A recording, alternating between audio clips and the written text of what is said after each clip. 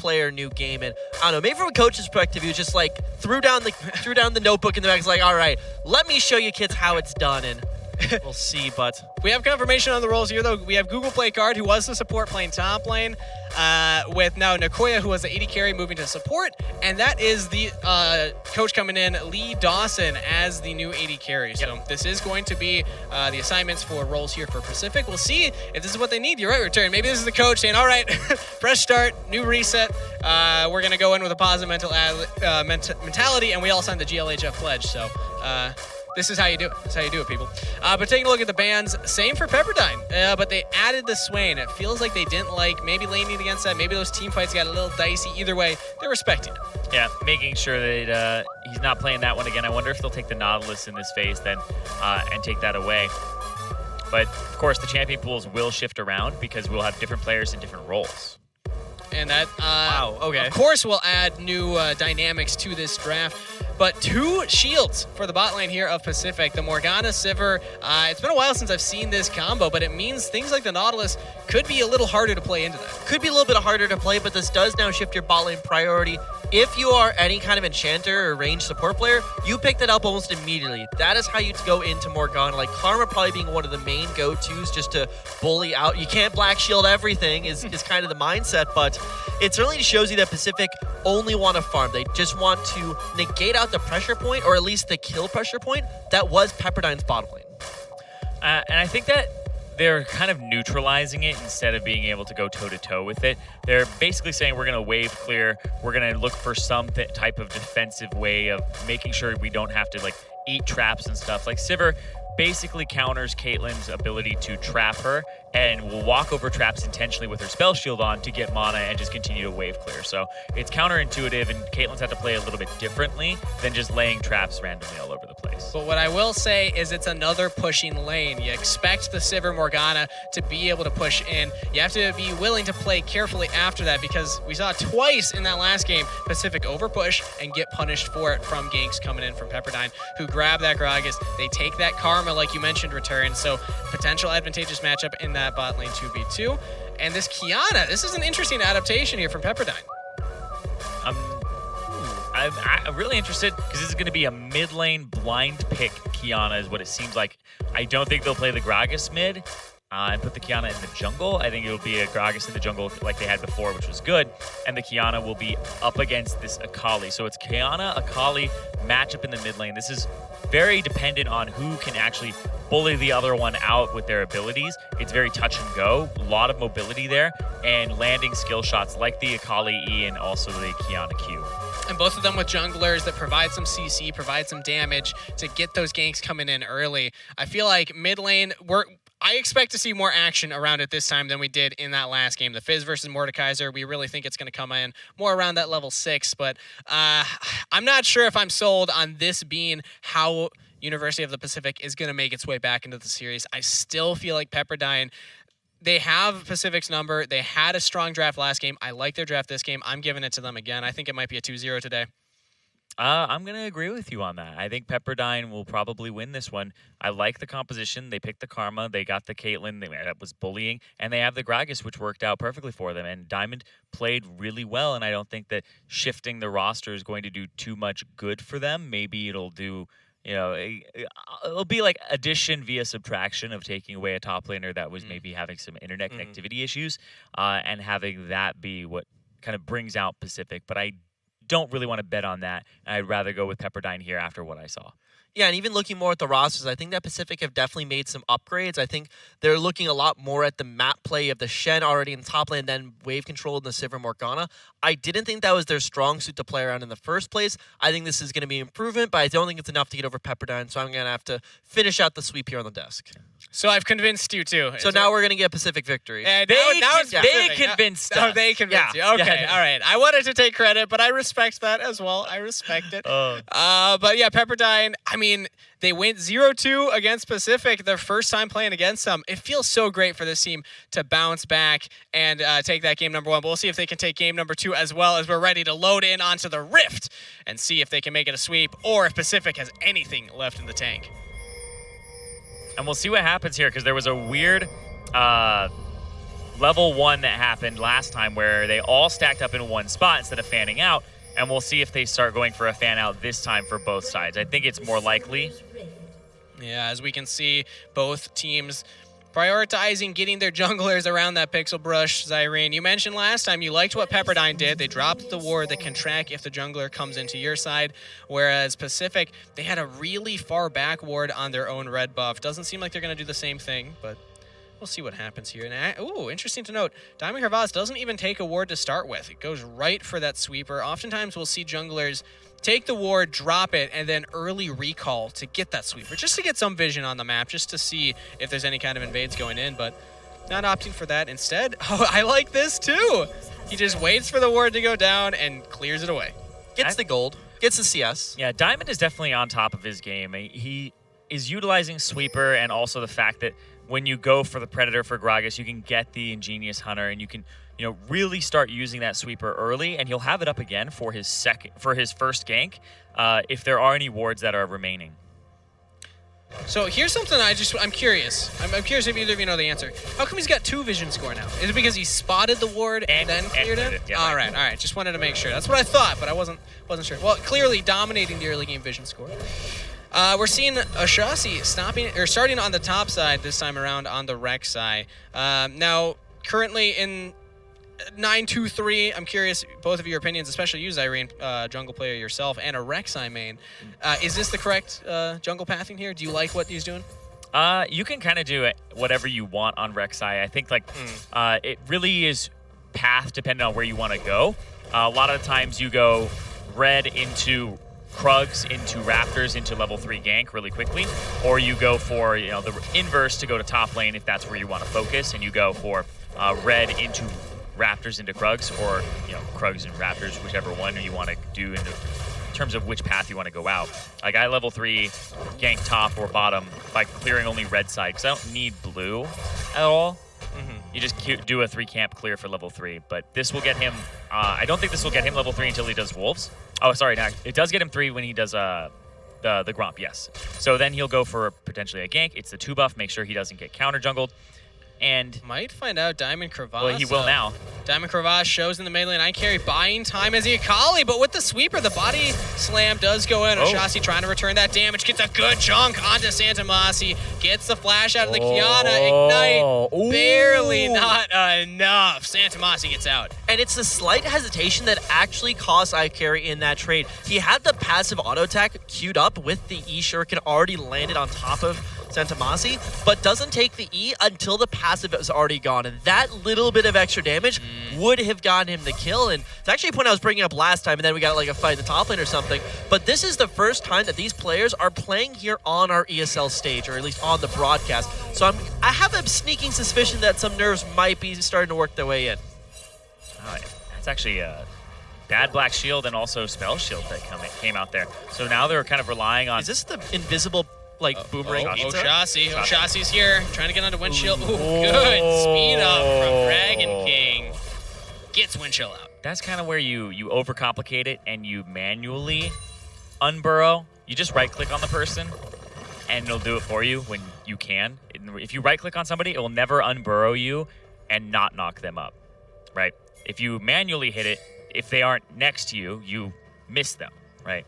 Ooh, Santomasi with the roam up top, but I like what Google Play Card's doing here. Already a better matchup in that 1v1. Google Play Card got a really good chunk onto Scott earlier on, sees that there's a Kiana coming up, and this gives iCarry a little bit of time to freeze this wave very far up in CS. It's rare that you see a mid laner roam, but I guess when your wave's in a rough spot, there's not much else you can do. Yeah, and this actually has been so long from Oshasi? Oshosi? It's a fun one to say. Oshosi? You know what? Whatever rolls off the tongue. Oshosi. Yeah.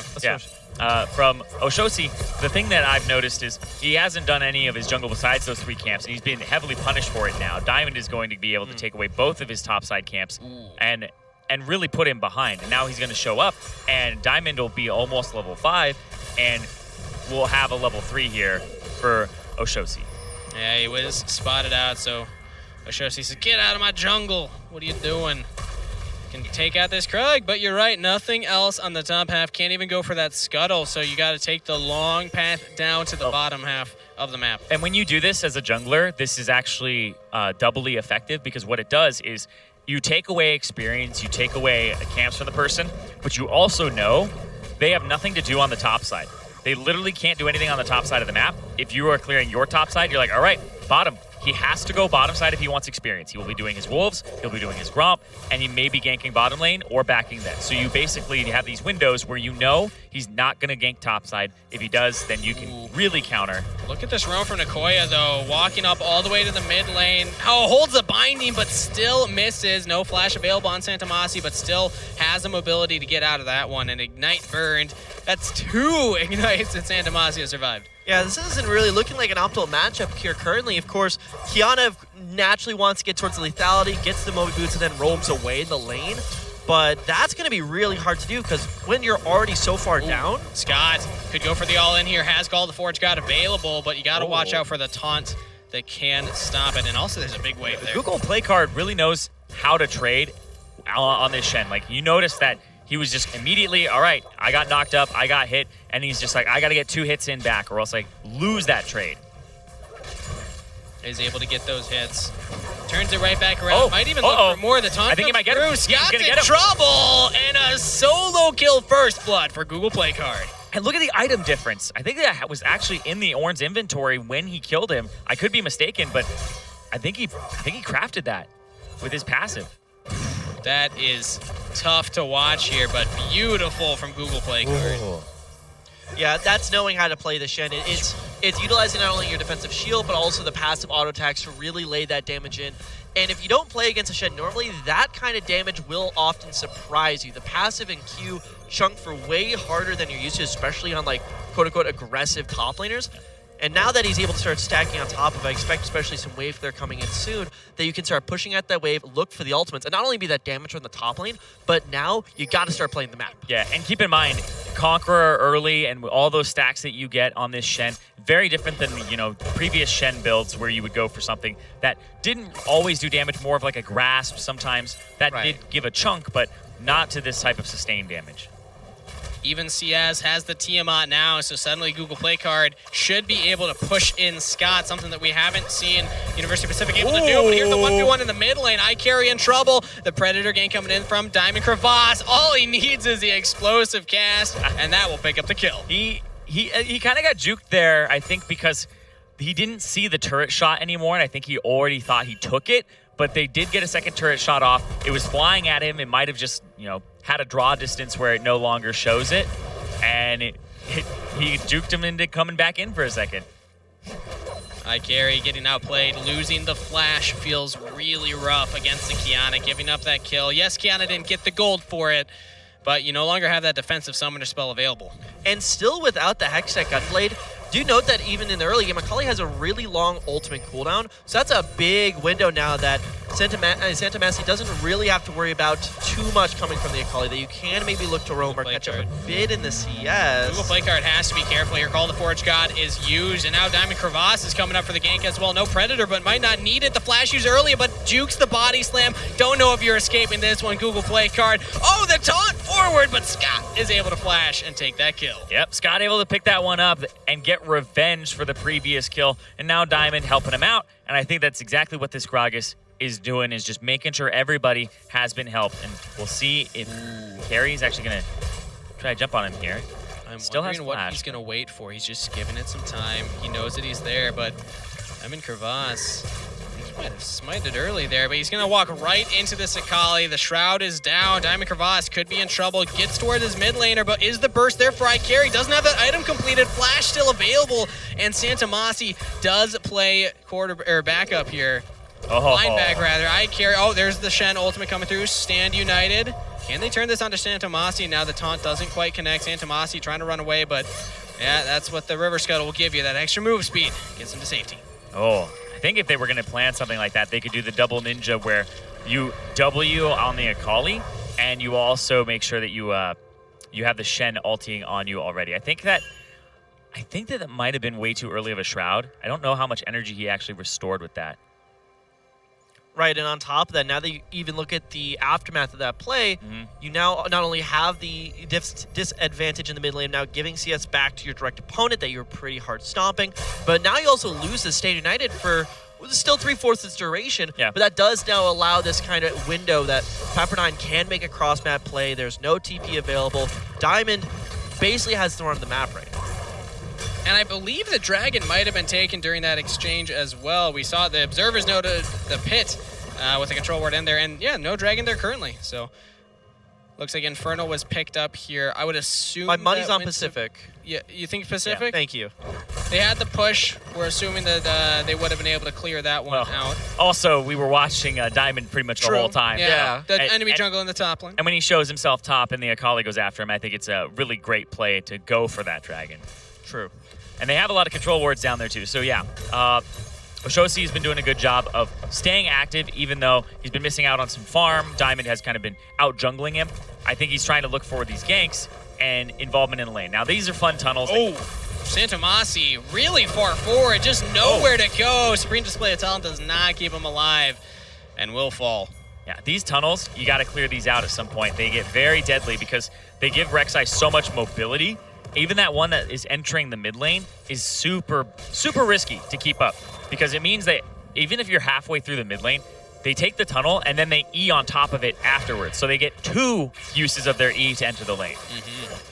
Very brutal gap closer there from the Rek'Sai, who also has the Hail of Blades. Doesn't just provide the gap close, but that damage punch as well. But we might see a little action on the bot side as both junglers posturing around here. Diamond Crevasse just forces the engage and has no follow-up from the team. Nicoya almost goes down, but Ace in the Hole not used quite yet. They turn their attention onto LaDawson. Oh, few more autos might take it, but... Well, they have Ace in the Hole as well. Yeah, the heal and the Black Shield were enough. It doesn't look like Windchill wants to go for that.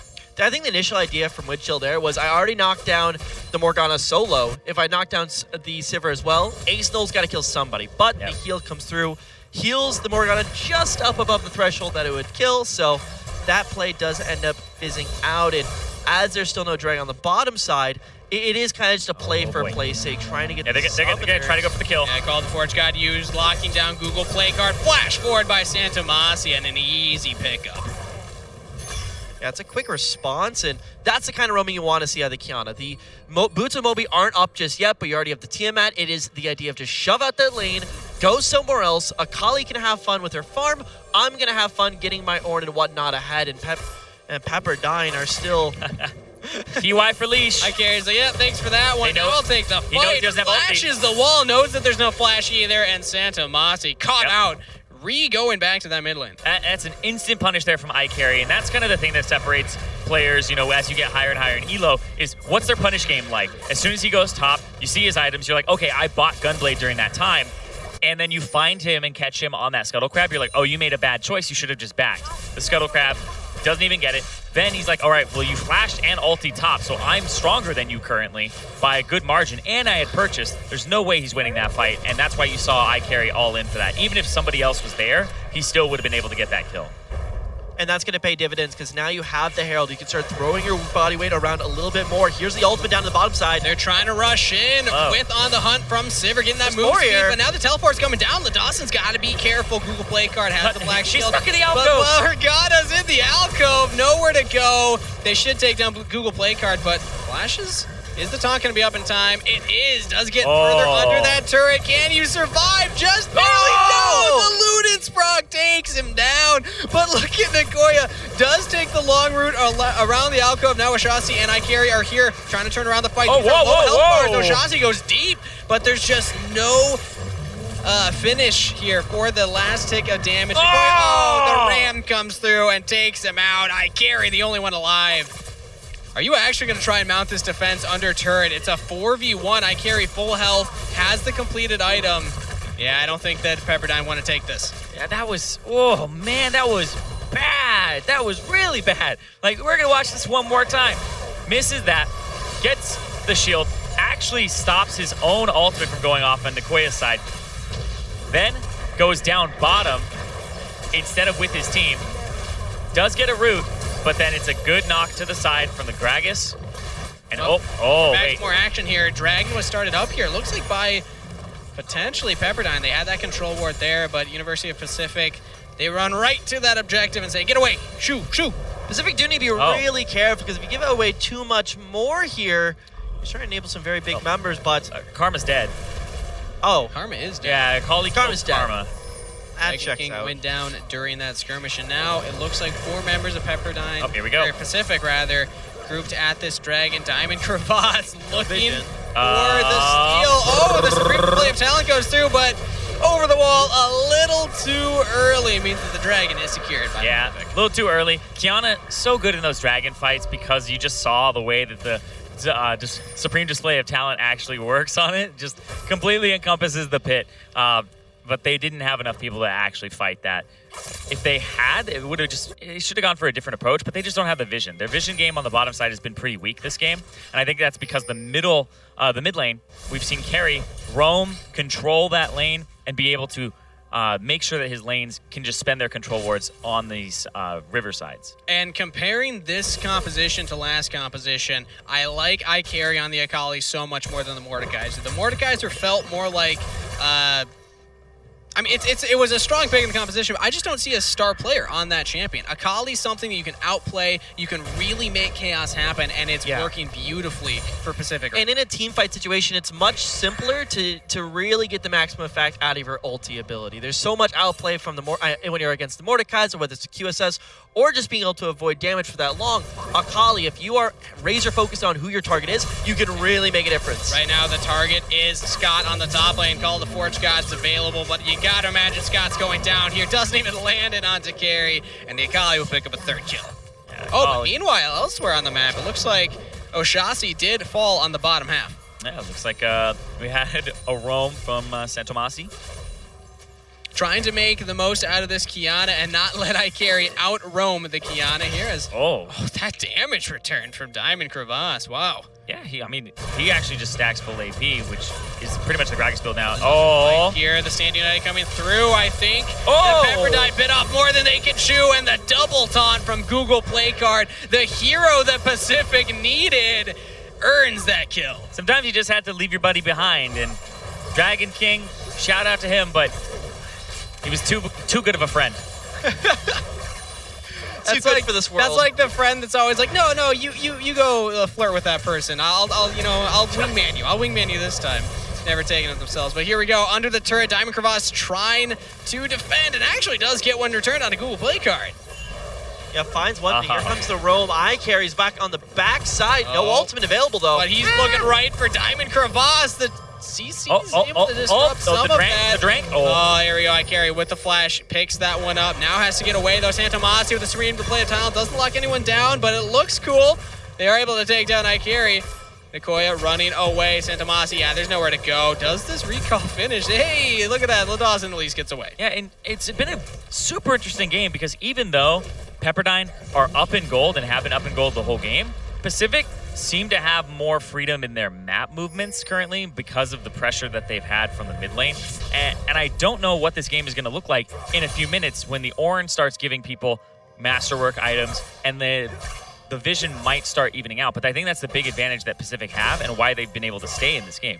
Yeah, but it's also kind of somewhat, the back end of that is their downfall as well, because Pacific, you're right, they've been using that, especially the Shen and the mid lane roam, to great effect. With the Windrake map, it's going to get even more so, but I do have to say, it feels like they're always lacking on the follow-through. The initial Shen play or the initial Kali play grants them an advantage, but it hasn't really been the best follow-through available to go ahead, take a tower, take the extra objectives. They do have the two dragons so far, so that's why you do their win con. And another play onto Google Play Card. Call the Forge God can engage from so far away, but not enough damage to actually take out that Shen. They get the flash. They'll have to just take that as their prize. I think I know what it is I feel like the composition is good. I feel like Pacific, they have good vision. They've been doing really well, and I think I would consider them ahead, except the jungler. I think the jungler has been the big hamstring here for the team. Hasn't been able to keep up in levels. Is pretty ineffective right now. But this is a very active jungler. Diamond Crevasse gets out the spell shield. Doesn't even need to use the explosive cast. This full AP build packs a punch. Yeah,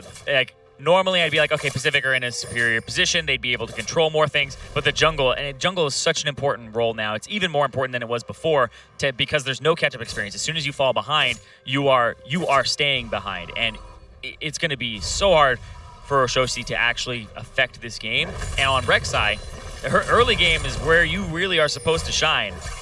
And we see it here, down 1,300 gold. Goes for the back rather than clearing those Raptors on the way, so not prioritizing, trying to catch up in the CS department. It feels like Diamond Crevasse has just... The play style of this player is very gank focused. You like being in people's faces and actually impacting these lanes aggressively. Yeah, and it's playing both sides of that coin as well. Not only is he forward facing with the ganks as well, but he's also had the number basically of whatever jungler's on the other side. His counter ganks are absolutely fantastic. Speaking of enemy junglers, though, Shasi gets chunked right there. Just trying to check and see if that dragon's up. But this they already stand united. Can do, yeah. The Caitlyn's got these traps. You can control these zones and push members away. Wind chill. Wow. Got that killer instinct. I don't know if that ace of the hole even would have taken him down with the ninja tabbies, but I like it. I give props to the call. Yeah, and while I think game number 1 was us primarily focusing on the bottom side of this map, a little bit less so this game, but Wind Chill is actually turning into a monster down here. Already up 70, just under 70 CS, about that 60 mark, 66 to... It's been the camp, for sure. Yeah, it's not only been the camp, but it has been the lane domination, especially coming through. The Karma counter into the Morgana as well. Close your eyes, boys and girls, children, because Google Play Card's in a lot of trouble. Right. No, again. I feel like that's the reenactment of what happened yesterday when Google went down and Discord went down. Google's service got Ornulted at that point. Just got unlucky. You heard the beepity boop, the horn being called here. Oh, I almost made a dad joke. Oh, really? Yeah. I mean, if you want the opportunity right now, it's not like anything important's going on. Not like Scott getting caught out here late on the recall from the rest of his team. There we go. At least a shutdown over to iCarry. Still 5-2-1. Looking very impressive on the Akali. Yeah. But dad joke. Back to this. I'm not letting us miss this. Yeah, if we were comparing that to also the Google thing, I was going to be like, they needed more RAM.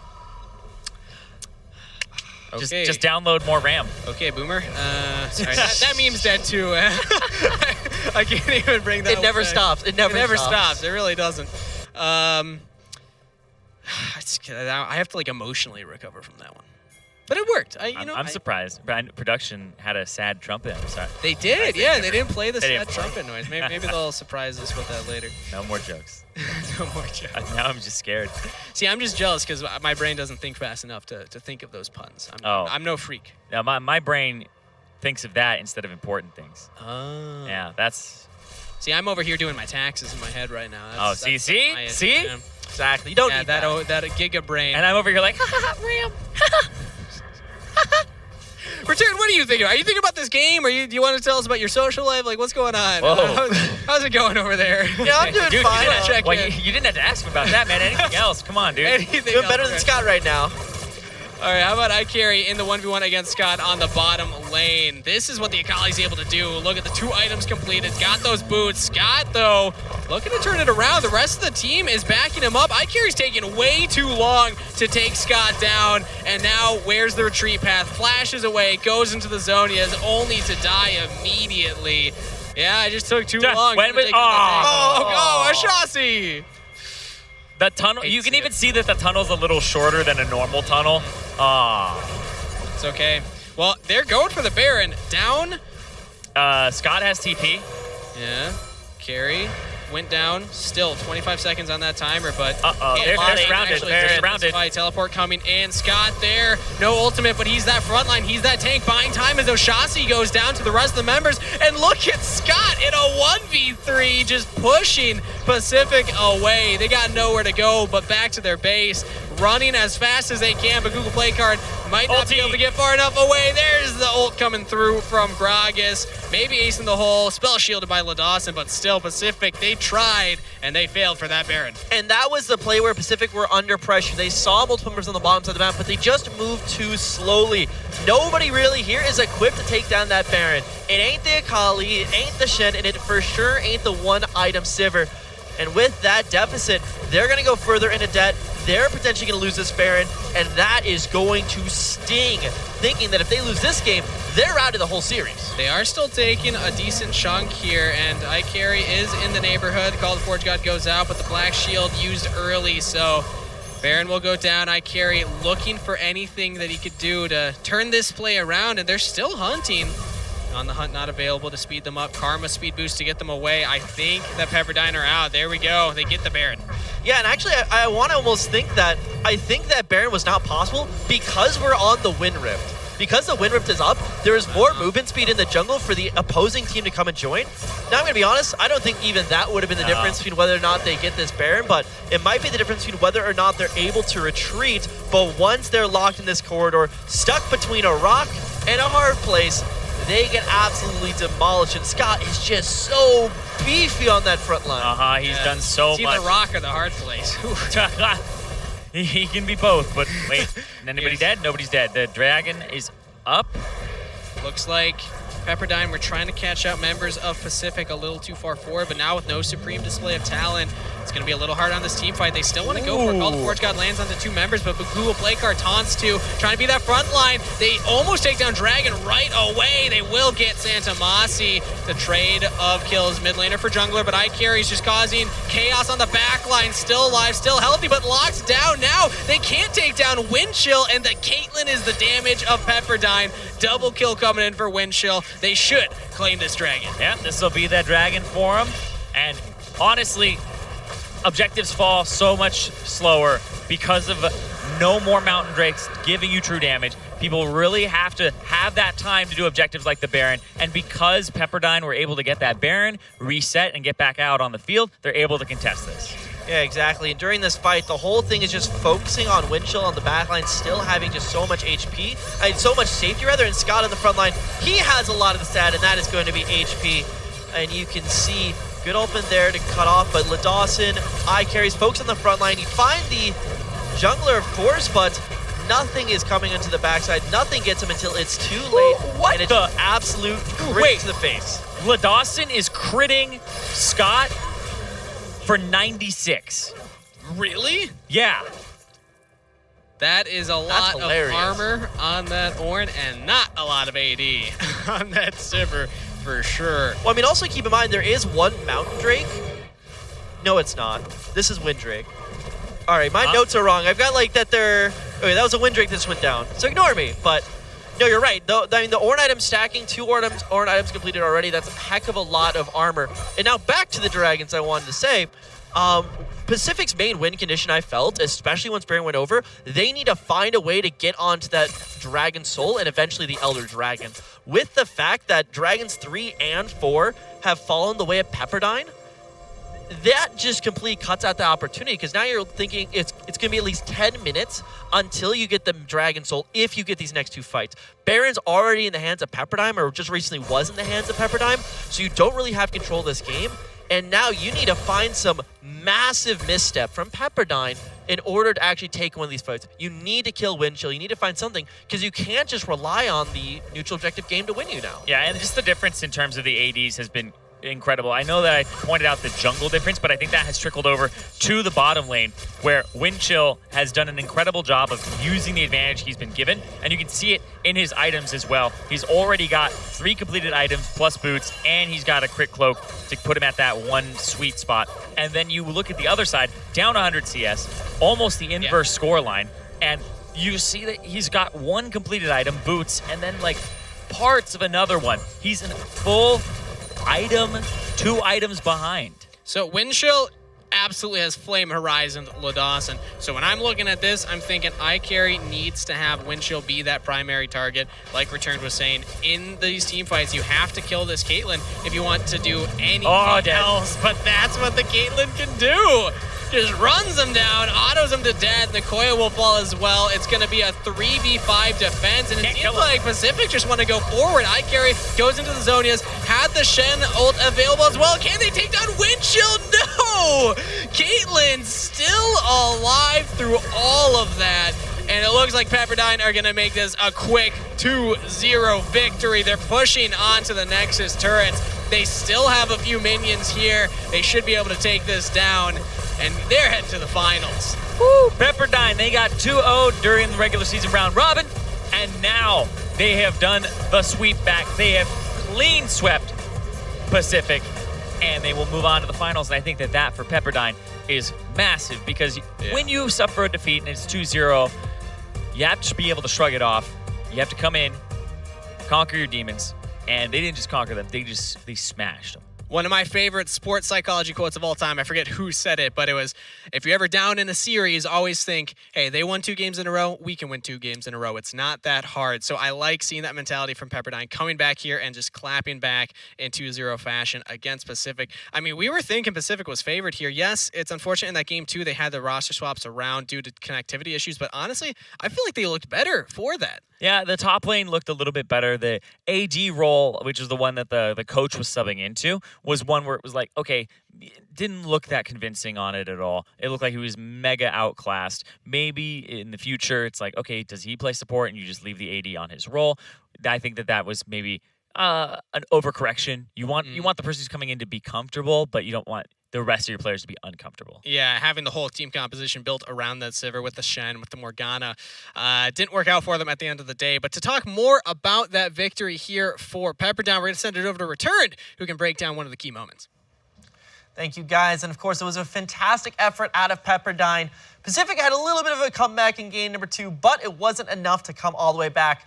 And to figure out why, we're going to head over to this bot lane fight that showcased the strengths of Pacific, but still the downfalls when they had the Shen, and how Pepperdine, once again, were able to just triumph on those few things. So, looking here at this play, we're going to actually let this one play on out.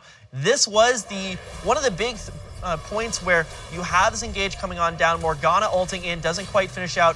You have Shen playing through, but it's the TP that comes back the other way, knowing that you have a man advantage, that gives you this fight. And if this was just the play, if this is where everything ended, this would be a different story. But what happens at this point is it's mixed communication coming out from the side of Pacific. We don't know whether we're backing off here, as you're already seeing the Morgana on the backside, unable to get out, unable to disengage this way.